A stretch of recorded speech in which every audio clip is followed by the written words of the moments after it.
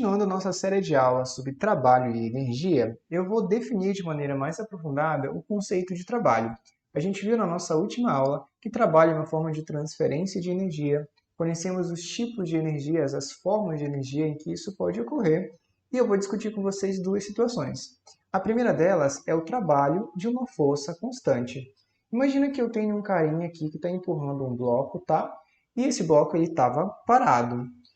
Na hora que eu empurro esse bloquinho, eu vou estar dando energia para esse bloco e esse bloco vai começar a se movimentar. Se ele está se movimentando, ele tem energia cinética. Então houve uma forma de transferência de energia aqui nessa situação. Só que esse deslocamento, esse movimento, ele só ocorreu porque este carinha aqui ele aplicou uma força. E quando ele aplica uma força nesse caixote, esse caixote vai começar a andar a uma certa distância. Então, o trabalho é definido, né, através de uma fórmula como sendo a força vezes o deslocamento. Portanto, essa aqui seria a fórmula que traduziria matematicamente, né, o que é o trabalho, tudo bem? A gente sabe que a força é uma grandeza vetorial, porém, a gente só vai ter trabalho quando a força que a gente está estudando de fato estiver produzindo um deslocamento. Isso vai produzir algumas análises importantes que a gente vai fazer aqui agora. Essa equação ela é comumente vista, né, nos livros, em algumas situações, como sendo FD cosseno θ. De onde é que vem esse cosseno de θ, professor? Bom, como esse cara é uma grandeza vetorial, a gente pode decompor ele em duas direções. E eu fiz um pequeno exemplo aqui. Se você puxa esse bloco nesse sentido aqui, na diagonal, né, é difícil da gente trabalhar com isso em horizontal e vertical. É por isso que a gente faz a decomposição dessa força em uma componente em y e uma componente em x. E aí eu consigo determinar quanto que faz, né, essa componente y de força, quanto que faz essa componente x de força para me determinar quanto que vale esse cara aqui, por exemplo. Então, todo esse trabalho matemático eu estou fazendo de maneira explicada aqui no desenho. Eu sugiro que você pause o vídeo, dê uma olhadinha, lembra, né? De um pouco de trigonometria, teorema de Pitágoras, defino o seno aqui. Só para a gente fazer um apanhado geral, a gente obtém essas fórmulas aqui, tá? Que eu consigo determinar o valor da componente y e da componente x da força e a componente da força que de fato estiver realizando o trabalho, que de fato estiver provocando o deslocamento, é a componente que a gente vai substituir aqui nessa fórmula, aqui nessa equação. É daqui que surge o cosseno de θ. Logo, o ângulo ele vai ter uma certa influência. Então, como que vai ser isso, professor? Bom, bora lá. Quando a gente analisa esse movimento bem aqui, uma das primeiras coisas que a gente tem que fazer é identificar que tipos de forças estão atuando nessa caixinha. Vamos analisar nesse primeiro momento bem aqui, tá bom? A primeira força está muito clara, é a força que o bonequinho faz, é uma força de 10 newtons nessa direção. Que outras forças tem aqui? Bom, a gente tem força-peso, força normal, que é uma força de contato.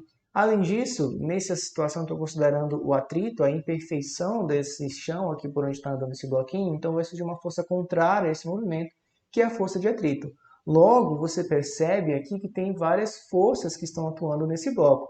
Sugiro que se você ainda não conhece essas forças, você faça uma revisão das forças lá na parte de lei de Newton, tudo bem? Então, olha lá. Só que dessas forças aqui, quais de fato estão atuando no movimento desse bloquinho? Bom, a gente sabe que a força normal e a força-peso, elas estão atuando em sentidos opostos se elas têm a mesma intensidade, elas irão acabar se anulando. Consequentemente, as únicas forças que podem influenciar nesse movimento é a força que o carinha faz, né, de 10 newtons, e a força de atrito, porque esse carinha está empurrando esse bloco. Só que na hora que ele parar de empurrar esse bloco, o bloco vai continuar andando um pouquinho, mas ele vai começar a frear.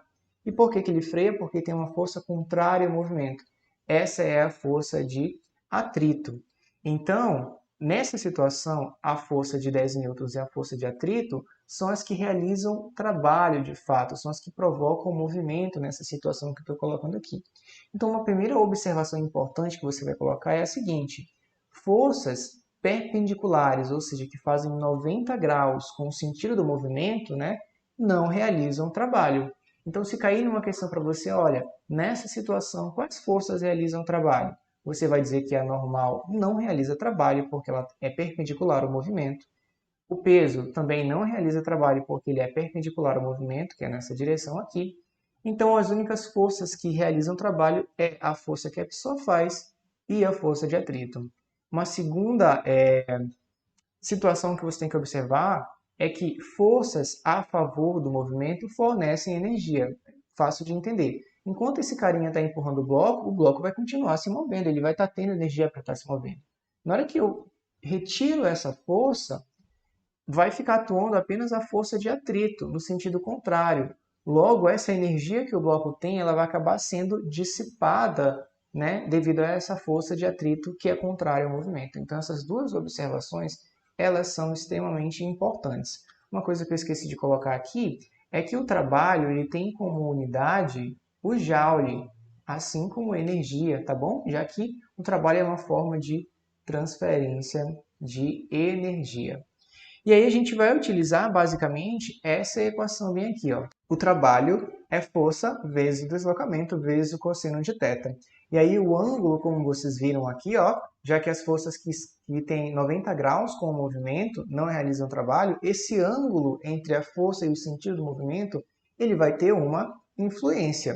E aí, como é que seria essa influência no valor do trabalho, professor? A primeira situação que destaco é a seguinte: toda vez que a gente tem forças que atuam no mesmo sentido do movimento, como é o sentido dessa aqui, ó, da força de 10 newtons, entre o sentido do movimento e essa força, o ângulo é 0 graus.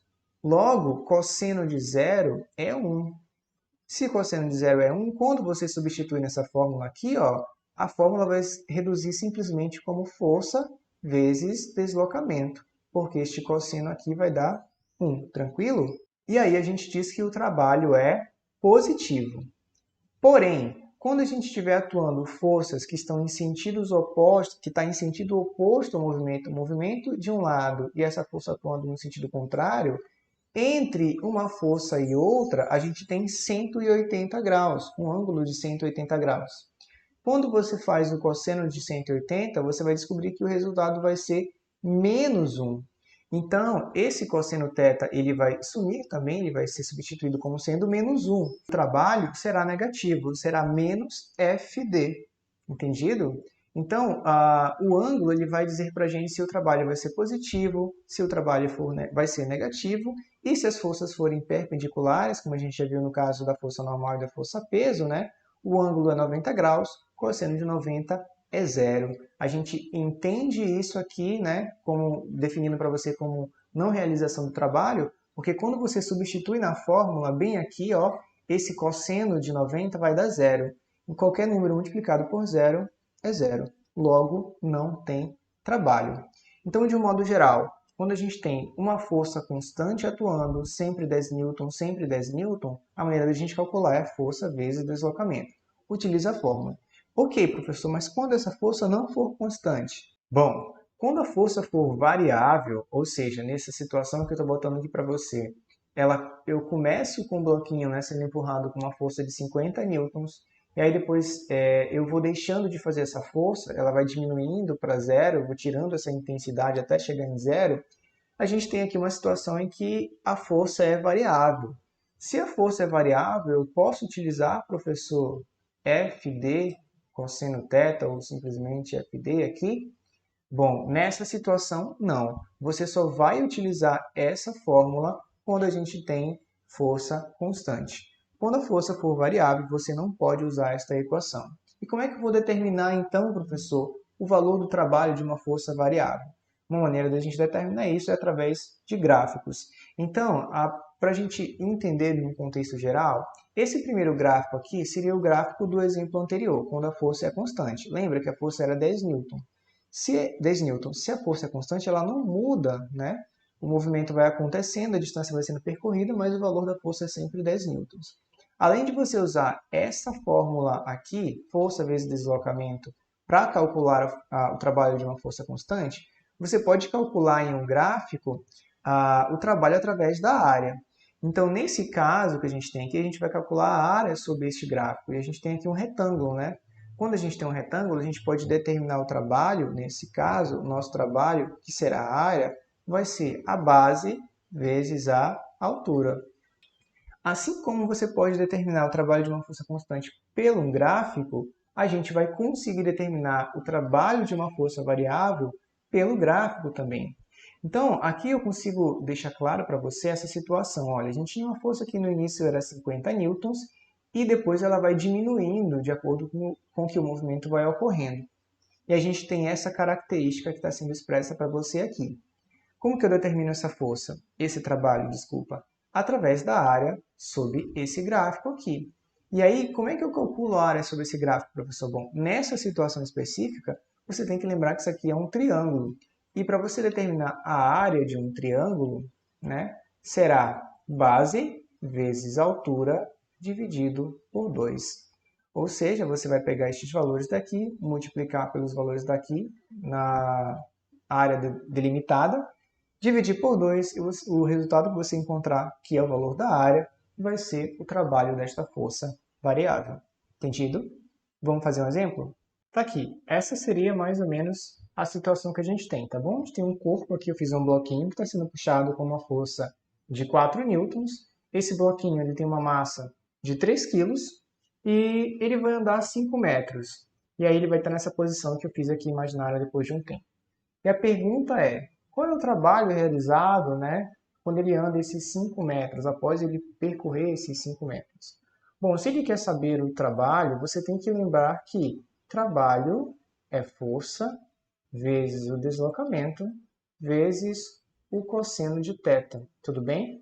Quando você olha para essa equação, você tem que entender primeiro quais são as forças que estão atuando aqui, quais as forças que de fato vão estar fazendo o trabalho. Bom, a gente tem, como sempre aqui se está na Terra, a força peso, a força normal, e como ele falou que não tem atrito, a gente não vai ter a força de atrito aqui, tá? Além da força que vai estar puxando de fato esse carinha. A gente já sabe que a normal e a força peso, elas irão se anular, têm a mesma intensidade e estão em sentidos opostos. Então, de fato, a única força que vai estar atuando é essa de 4 newtons, tudo bem? E aí, bom, essa força de 4 newtons, eu vou substituir aqui já, ó, esse F vale 4, tá bom? A distância que vai ser percorrida é 5. Eu pergunto para você, essa força de 4 newtons, ela tá no sentido do movimento, correto? No mesmo sentido. Logo, se o movimento está ocorrendo aqui, ó, nessa direção que eu estou mostrando para você, e essa força é paralela a esse movimento, não tem um ângulo entre elas. O ângulo entre elas, na verdade, é zero. E você sabe que quando você faz o cosseno de zero, o cosseno de zero é 1. Consequentemente, a nossa fórmula se reduz a apenas 4 vezes 5. E quando você faz 4 vezes 5, você descobre que o trabalho realizado após percorrer 5 metros é 20 joules, um trabalho positivo, como a gente já imaginava. Quando a gente tem forças que estão no mesmo sentido do movimento, o trabalho é positivo. Se a gente tivesse força de atrito e ele perguntasse qual o valor da força de atrito, e a gente fosse calcular, a gente ia encontrar um valor negativo, porque é uma força que está tirando energia, né, do bloco enquanto ele se move.